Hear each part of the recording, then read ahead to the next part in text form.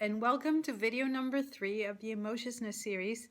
Today I'm super excited to introduce you to a life coach and nutrition coach, Alain Soubra, who will be talking to you about how our bodies process emotions.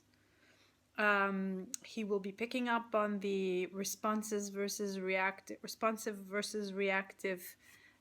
modes that we have to our experiences from a body perspective and nutrition perspective. And he will also be giving us some tips on how to slow down and create flow for those emotions so they don't get stuck and create problems with our body. So without further ado, I'd like to just leave you in the very capable hands of Alain Soubra, a life coach and nutrition coach. Take care and see you in the next video. Bye. Thank you very much, Eleonora. It's a pleasure to be here on this channel. Today I'd like to share with you how stress hinders our capacity to digest food as well as emotions. And also I'd like to give you a few tips on how to deal with that. Yes, there is a link between our emotions and our digestion. In other words, the same force that actually helps us to find nourishment in food also allows us to find nourishment in life. When this force is hindered due to emotional upset or stress of daily life, it can directly impact our capacity to digest food or feelings. This is also because our gut isn't just a digestive system, it also hosts our second brain called the gut brain, and the gut brain is at the heart of our central nervous system. The good news is we can learn to deal with this by improving our diet or learn to deal or manage our stress. And today we're going to talk about the second part on how to actually manage that stress. Emotions are energy in motion. Our feelings only become a problem when we short circuit their natural tendency to move by not feeling or overreacting. When we do that, we are in reactive mode. And in reactive mode, we keep our metabolism from being able to metabolize food as well as emotions. In brief, this is what happens to our body when we are in reactive mode.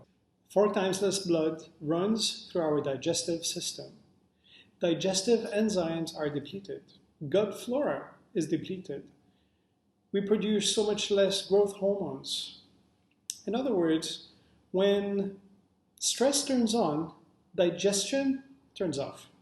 The reactive mode, also known as fight or flight mode, was initially designed to help us run away from dangerous situations or having to fight if we needed to fight.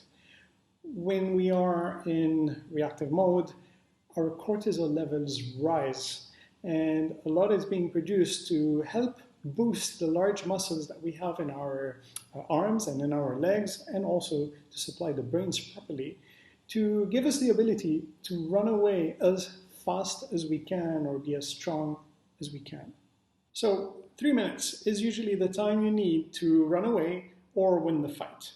And if you didn't manage to run away from a lion chasing you, after 3 minutes, you're probably in big trouble. Our mind does not make the difference between an actual real tiger chasing us and us worrying about paying those bills that we have to pay at the end of the month. The thing is, in both cases, the central nervous system feels like it's under attack.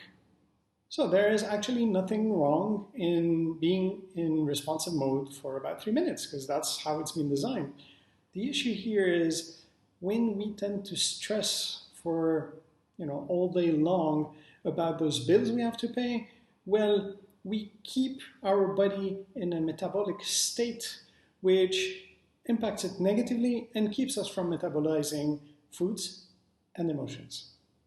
You see, when cortisol is produced for too long in our body, the impact it has is one, it reduces our immunity, but most of all, our body ages prematurely. So when our nervous system is under attack, or at least when it feels like it's under attack, and we are feeling emotions like guilt, anger, shame, fear, worry, well, we are actually repressing these emotions. And that leads to more pain and suffering.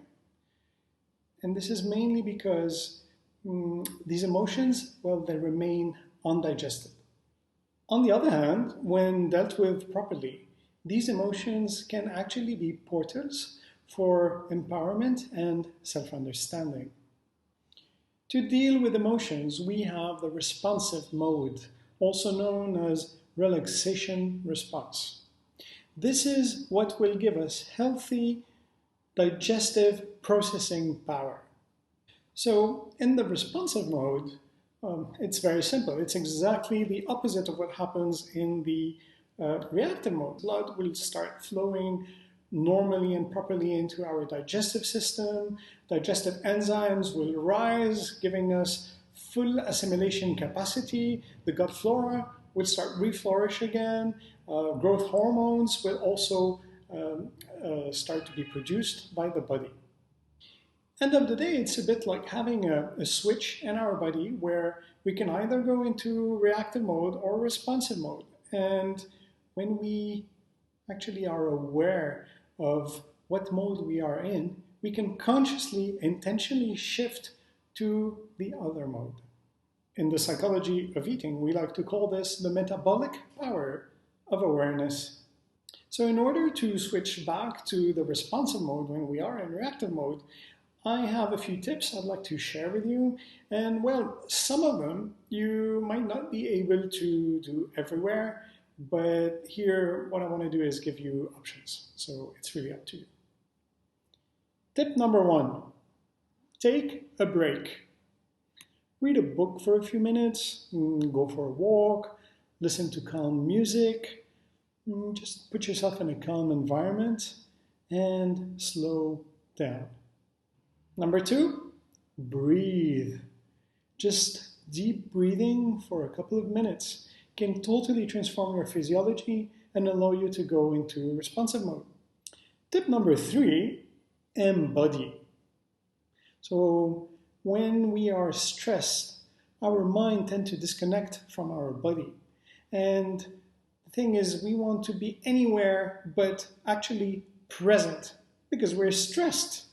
Embodying is all about making yourself feel aware of all your senses and feel, being inside your body.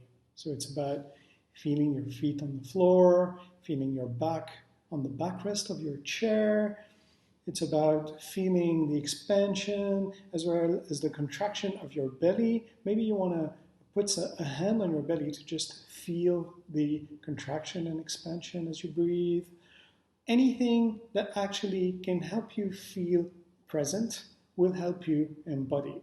So there are other strategies, like for example, exercising, which you can't do everywhere, but if you can, doing gentle exercises like stretching, yoga, qigong, dancing also, are simple things that can truly help you go back into a responsive mode. Number four, meditate. If you don't know how to meditate, you might want to learn it or simply download an app which will take you through a nice guided meditation. Tip number five, get creative. Draw, paint, write poetry, play a musical instrument, just anything that can get your creativity out of you. Number six, spend time in nature. Nature has this amazing power. And when we take the time to connect to nature, we can very quickly and simply go back to the responsive mode. One last point I would like to make, and this is not the least. In order to perform any of these steps, you're going to need something really important. And this is something we call vitamin T. What's vitamin T? Well, vitamin T is time. If you want to perform any of these steps, you actually have to create and make the time for it. If we don't make the time for what's truly important for us and for our well being, it's just like riding a wild horse that's going to take us somewhere we actually don't want to be going. I invite you to not just take my word for it, but try it for yourself. Thank you very much for your time, and may the responsive mode be with you. Bye bye.